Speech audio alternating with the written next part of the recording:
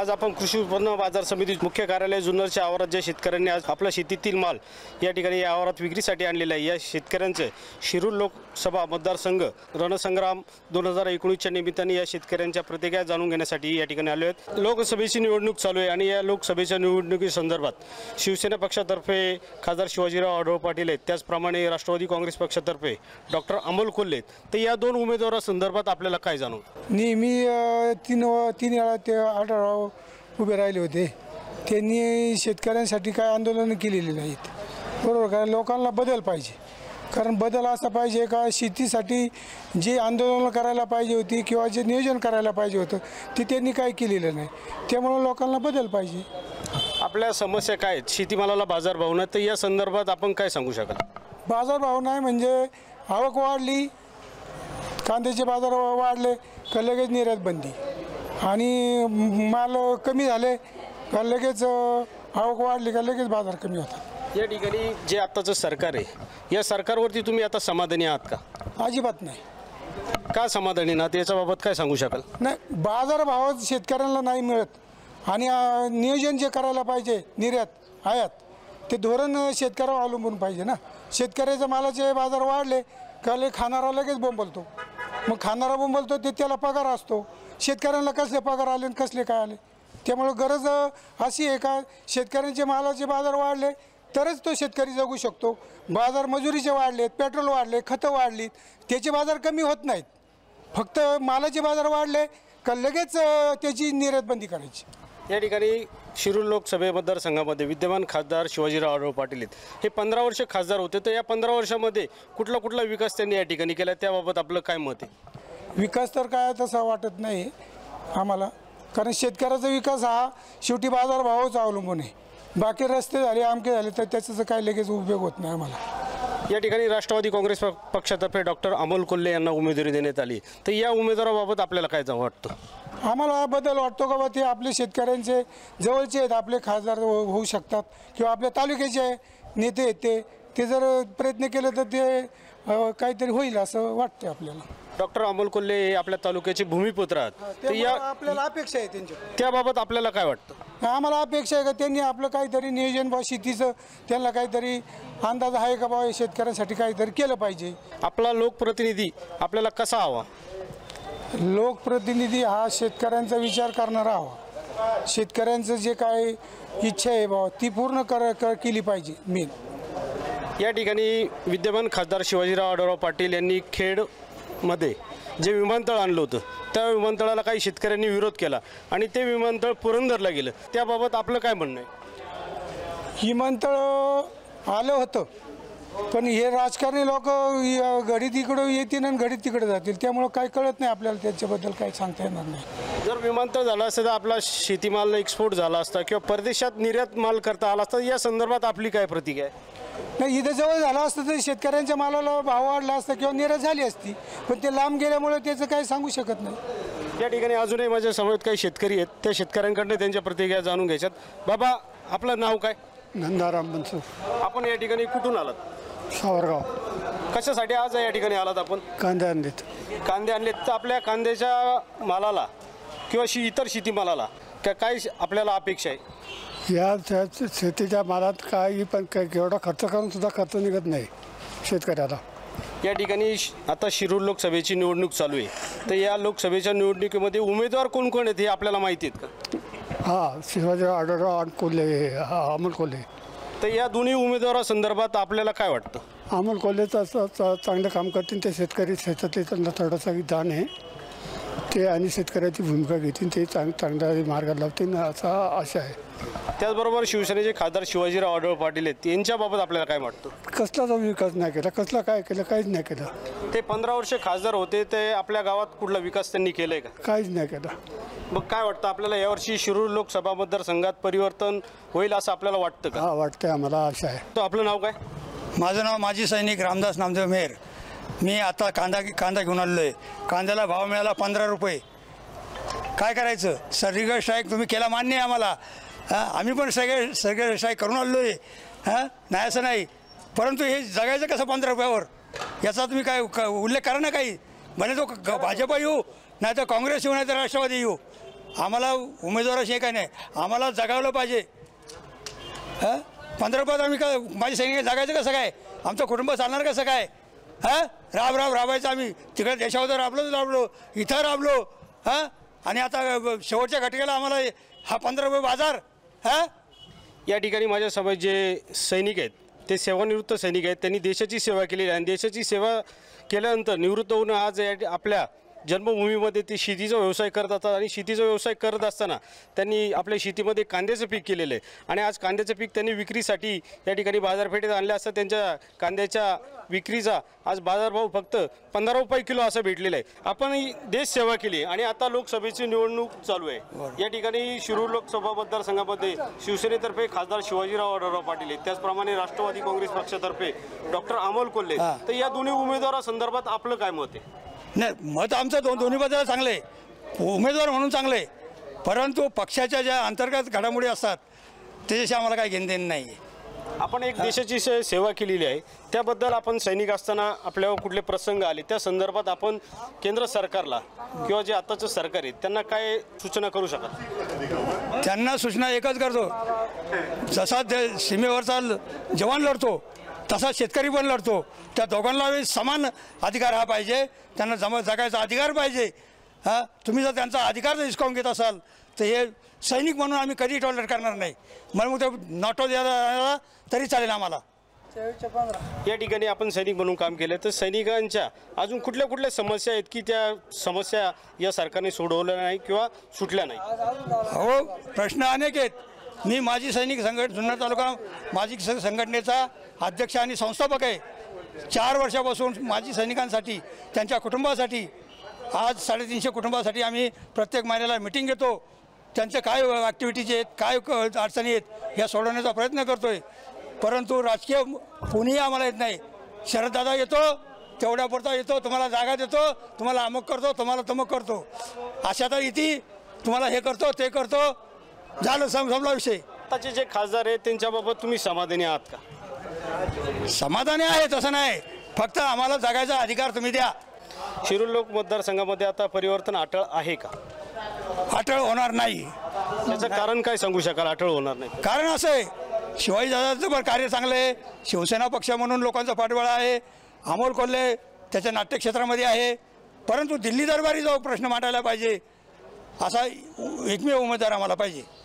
दिल्ली दरबारमध्ये आपले प्रश्न समस्या मांडण्यासाठी उमेदवार पाहिजे, तर तो कोण असावा आपल्याला वाटतं? हो नाही, मला शिवाजीदादा येऊ द्या, काय हरकत नाही, पण त्यांनी ते प्रश्न मांडले पाहिजेत. इथून मागे त्यांनी कामं केली चांगलं नाही असं नाही. परिवर्तन ते होतं का नाही होतं ते पुढची बात आहे, पण आजच्या घडीला जे लोकांच्या समस्या आहेत त्या दोन्ही उमेदवारांनी समजून घ्याव्यात आणि त्याप्रमाणे मतदान करावं. सर्व पब्लिकला हे सांगणं आहे. उमेदवारांना दोन्ही उमेदवारांनी समजून घ्यावं, परंतु आपल्याला एकच प्रतिनिधी या ठिकाणी निवडून द्यायचं, तर त्या संदर्भात आपण काय सांगा? मग आता ज्याची जशी इच्छा असेल तसं. मला माझ्याबद्दल शिवसेनेबद्दल मला थोडासा आदर आहे, कारण त्यांनी इथून मागं 15 वर्ष काम केलं, बरोबर आहे. त्यांनी काही प्रश्न सोडवले आहेत त्यांच्या लेवलवर. आता अमोल कोल्हे हा थोडासा नवीन असल्यामुळं राष्ट्रवादी जरी शेतकऱ्याच्या पाठीमागे असला तरी शेतकऱ्यासाठी म्हणावं तसं काम करत नाही, हे माझं स्पष्ट मत आहे. आपलं नाव काय? सचिन खराडे, चिंचोलीवरून आपण या ठिकाणी आलेले आहेत. तर या ठिकाणी आज आपण या बाजारपेठेमध्ये कुठला माल विक्रीसाठी घेऊन आलेला आहे? कांदा आणला. कांद्याचं पीक घेऊन या ठिकाणी विक्रीसाठी आला. तर शिरूर लोकसभेची निवडणूक चालू आहे, या निवडणुकीमध्ये कोणकोण उमेदवार आहेत याची आपल्याला कल्पना आहे का? त्या ठिकाणी बरेच उमेदवार माझ्या माहितीनुसार उभे आहेत, परंतु प्रभावी व्यक्तिमत्व म्हणून किंवा प्रभावी उमेदवार म्हणून त्या ठिकाणी शिवाजीराव आढळराव आणि अमोल कोल्हे हे दोघेजण त्या ठिकाणी सध्या जास्त याच्यामध्ये उभे आहेत. त्यांचं मतदानच्या याच्यामध्ये त्यांचं जास्त थोडंसं खासदारांचं असणारं आजपर्यंत प्रभावशाली हे, आणि अमोल कोल्हे यांचं सेना अभिनेत्री म्हणून या ठिकाणी त्यांचं चांगलं काम करत असल्यामुळे ते दोघेजण प्रभावी उमेदवार म्हणून त्या ठिकाणी उभे आहेत. तर या दोन्ही उमेदवारांमध्ये आपल्याला काय वाटतं? आजही त्या ठिकाणी 3 पंचवार्षिक त्या ठिकाणी खासदार आढळराव पाटील निवडून आलेले आहेत आणि आजपर्यंत त्यांनी चांगल्या प्रकारचा लढा त्या ठिकाणी दिलेला आहे. आणि पण आज नवीन बदल म्हणून त्या ठिकाणी अमोल कोल्हे यांची त्या ठिकाणी आज उमेदवारी किंवा जिंकायला पाहिजे अशी एक सर्वांची अपेक्षा आहे. या ठिकाणी अमोल कोल्हे निवडून यावी आपल्याला अपेक्षा आहे. तर या ठिकाणी अमोल कोल्हेंकडनं भविष्यात कुठला विकास व्हावा असं आपल्याला वाटतं? जे प्रलंबित प्रश्न असतील आपला दाऱ्याघाटाचा प्रश्न असेल, पुणे रेल्वे नाशिक महामार्गाचा प्रश्न असेल, असे अनेक प्रश्न त्या ठिकाणी प्रलंबित आहे. शेतकऱ्यांचे असणारे पाण्याचे प्रश्न आहेत, त्याचप्रमाणे असणाऱ्या ज्या रस्त्याच्या सुविधा आहेत, अशा प्रकारच्या अनेक सोयी त्या ठिकाणी आपण नवीन उमेदवाराकडनं किंवा जो नवीन खासदार आपल्याला मिळणार आहे त्या खासदाराकडनं आपण अपेक्षित करणार आहोत. बाबा, आपण कुठून आलात? जामनखेड. शिरूर लोकसभेची निवडणूक चालू आहे. या निवडणुकीमध्ये खासदार शिवाजीराव आढळराव पाटील तसेच त्यांच्या विरुद्ध डॉक्टर अमोल कोल्हे, या दोन उमेदवारांसंदर्भात आपल्याला काय वाटतं? म्हणजे याच्यामध्ये आपलं हे आढळराव पाटीलच याच्यामध्ये आपल्याला आढळराव पाटील येतील असं का वाटतं? आता मग त्यांनी काही बहुतेक काम केलेले आहेत. या ठिकाणी आपल्या गावामध्ये कुठला विकास केला याबाबत काय आपल्याला माहिती आहे का? आता विकास केलेला म्हणजे आता आहे काही थोडाफार विकास केलेला आहे. काय शाळेची काय देणगी, काय शेड बांधलेले मोठं ग्रामपंचायतचं, दसकऱ्याचे बी काय आहेत काही. त्याच्यामध्ये 2-3 कामं झालेली आहेत आणि काही जरा थोडीफार राहिलेली आहेत आढळराव पाटील. पण तुम्ही आत्ताचे जे विद्यमान खासदार आहेत त्यांच्यावरती तुम्ही समाधानी आहात? हो, समाधानी. या ठिकाणी तरुण वर्ग माझ्या सभेत आहेत, त्यांच्याकडे जाणून घ्यायचं. आपलं नाव काय? वैनीनाथ बबन भोर. या ठिकाणी आपण कशासाठी जुन्नरमध्ये आले? कांदा घेऊन आलो. आपण कांद्याचे पीक या ठिकाणी शेतीमाला विक्रीसाठी आणले, तर आपल्या कांद्याला आज बाजारभाव काय भेटले? काय आहे 50-60 रुपये 10 किलो. जे आत्ताचं सरकार आहे, या सरकारमुळं शेतकऱ्यांच्या शेतीमालाला बाजारभाव नाही, तर या संदर्भात आपलं काय मत आहे? पहिली गोष्ट, शेतकरी सर्वसामान्य माणूस हा 5 वर्षामध्ये मेटाखुटीला आलेलाच आहे. पहिले या 5 वर्षामध्ये ना तरकारीला ना कांद्याला बटाट्याला कसलाही बाजार नाही. यांनी शेतीसाठी, मोदीचं सरकारने शेतीसाठी काही राबवलं नाही आणि त्यातल्या त्यात काय जे प्रयत्न करायला पाहिजे होते. आता मोदी याच्या सभेंना आले, म्हटलं काहीतरी शेतकऱ्यासाठी पॅकेज जाहीर करतात, पण ते पॅकेज सोडून ते विरोधकांवर म्हणजे पवारसाहेबांवर टीका करतात. पवारसाहेबवर टीका करणं म्हणजे तुमचं काय म्हणतात ना, आज समाधान नाही शेतकऱ्यांचं. तुम्ही काय घोषणा करता याला महत्त्व आहे. तुम्ही टीका नका करू. तुम्ही प्रत्यक्षात शेतकऱ्यांचं काय तुम्ही पंतप्रधान आहात, तुम्ही काय केलं पाहिजे शेतकऱ्यांसाठी, ह्या योजना आम्ही आणतोय हे बोललं पाहिजे. एखाद्या घरगुती राजकारणावर टीका करणं हे बरोबर नाही. या ठिकाणी शिरूर लोक मतदारसंघामध्ये शिवसेनेतर्फे खासदार शिवाजीराव आढळराव पाटील आहेत, त्याचप्रमाणे राष्ट्रवादी काँग्रेस पक्षातर्फे डॉक्टर अमोल कोल्हे. तर या दोन उमेदवारांसंदर्भात आपलं काय मत आहे? नक्कीच परिवर्तन होणार आहे. आढळरावांनी या 5 वर्षामध्ये तर काहीच केलंच नाही. माझं स्पष्ट मत आहे, आढळरावांनी सांगावं की शेतकऱ्यांसाठी पार्लमेंटमध्ये मी प्रश्न विचारला सगळ्यात आधी, किंवा 5 वर्षामध्ये शेतकऱ्यांसाठी हे काम केलं दाखवून द्यावं. आपण काय म्हणतात ना, ते एक म्हणतात ना, मी हे करीन एक ते करीन, त्यापेक्षा कृतीतून तुम्ही काय केलं हे जनतेपुढे आलं पाहिजे, असं माझं स्पष्ट मत आहे. डॉक्टर अमोल कोल्हे संदर्भात आपलं काय मत? तरुण आहे, नवीन चेहरा आहे, कोरी पाटी आहे आणि मालिकेसंदर्भात लोक म्हणतात ते मालिकेत आहे. प्रत्यक्षात माणूस काय म्हणतात ना, एखादी स्टेप पकडल्यानंतर कोणी पण डायरेक्ट बारीक मूल जन्माला आल्यानंतर ते काय त्याला लगेच अक्कल येत नाही. शेवटी त्या याच्यामध्ये आल्यानंतर काय करतो हे आपण एक चान्स त्याला तरी दिला पाहिजे. ह्या 15 वर्षात काय भेटले काय नाही भेटले हे तुम्हाला सर्वसामान्य लोकांना माहिती, तर चान्स द्यायला काय हरकत नाही. आणि माझं तर स्पष्ट मत आहे की अमोल कोल्हे निवडून येतील. म्हणजे शिरूर लोक मतदारसंघामध्ये परिवर्तन अटळ आहे? अटळ आहे परिवर्तन 100%, 101%. आपलं नाव सांगा. माझे नाव गुलाब जयराम दोंडकर. आपण कुठून या ठिकाणी आलेला? बस्ती सावरगाव. शिरूर लोकसभेची निवडणूक चालू आहे. या लोकसभेच्या निवडणुकीमध्ये कोणकोणते उमेदवार उभे आहेत हे आपल्याला माहिती आहे? हो. कोणकोणते उमेदवार आहेत? शिवाजीदादा आढळराव पाटील आणि अमोल कोल्हे. या दोन्ही उमेदवारांसंदर्भात आपलं काय मत आहे? दोन्ही उमेदवार सक्षम आहेत, पण जे 15 वर्ष व्हायला पाहिजे होतं शेतकऱ्याबद्दल ते कुठलंही हे झालेलं नाही. त्यामुळं आता सर्वांचं मत आहे ना, नवीन चेहरा, नवीन पार्टी येणार हेच आम्हाला सांगायचं. यापूर्वीचे जे खासदार होते ते 15 वर्ष होते, त्यांनी विकास कुठला केला नाही, आपल्या शेतीमालाला बाजारभाव भेटला नाही, तर या संदर्भात आपण काय सांगू शकाल? या संदर्भात जे निर्यातीचं कांद्याबद्दलचं धोरण होतं ते फार चुकलेलं आहे. शेतकऱ्याला जे हमीभाव देणार होते ते दिलेले नाही. हे फक्त सत्तेपुरते पुढे गेले, परत भांडणं यांची चालू झाली आणि आज शेतकऱ्याला वंचित ठेवले सगळ्यापासून त्यांनी. या ठिकाणी जे विद्यमान खासदार होते त्यांनी खेडमध्ये विमानतळ आणलं होतं आणि त्याच विमानतळाला काही शेतकऱ्यांनी विरोध केला आणि ते विमानतळ पुरंदरला गेलं, तर या संदर्भात आपलं काय मत आहे? त्या संदर्भात आपलं काही मत नाही. त्यांनी केलं ते राजकीय स्टंट आहे त्यांचा. तो काय शेतकऱ्याचा त्याच्यात काही हे नव्हतं. फक्त हे मोठाल्यांच्या याच्यासाठी चाललेलं आहे. यांच्या जागा तिथं नव्हत्या म्हणून त्यांनी तिकडं दुसरीकडे पाठवलं. ज्याच्या होत्या त्यांनी पाहिजे म्हणून हे केलं आणि यांच्या जागा नव्हत्या म्हणून यांनी दुसरीकडे पाठवलं.